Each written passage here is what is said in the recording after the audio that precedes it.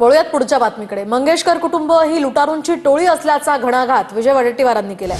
मंगेशकर कुटुंबाचं योगदान सर्वांना माहिती आहे असं अजित पवार यावर म्हणाले, तर मंगेशकरांबाबत केलेल्या वक्तव्यावर मी ठाम असल्याचं वडेट्टीवार यावेळी म्हणाले।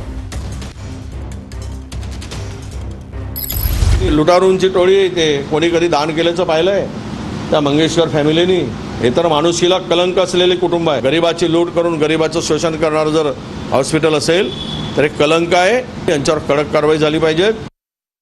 मंगेशकर कुटुंबियांचं योगदान जगाला माहिती आहे, भारताला नाही जगाला माहिती आहे। स्वर्गीय लता मंगेशकर असतील, आशा भोसले असतील, उषा मंगेशकर असतील, बीना मंगेशकर असतील, हृदयनाथ मंगेशकर असतील, ह्या सगळ्या 5 भावंडांचं जे योगदान आहे त्याला तोड नाही। महाराष्ट्रीयन जनतेला त्यांच्या परिवाराबद्दल एक आपलेपणा आहे, रिस्पेक्ट आहे आणि त्याच्यामुळं असं बोलू नये असं वाटतं। योगदान काही नाही आहे त्यांचा। पुन्हा मी माझ्या गोष्टीवर ठाम आहे, काही योगदान नाही। गाणं म्हणण्यापलीकडे काही योगदान नाही।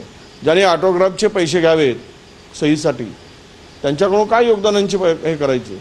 कुठला योगदान दिलं आहे त्यांनी? गाणं म्हणणं म्हणजे योगदान नव्हे। आणि लोकांची सेवा कुठे असेल तर ते योगदान होईल।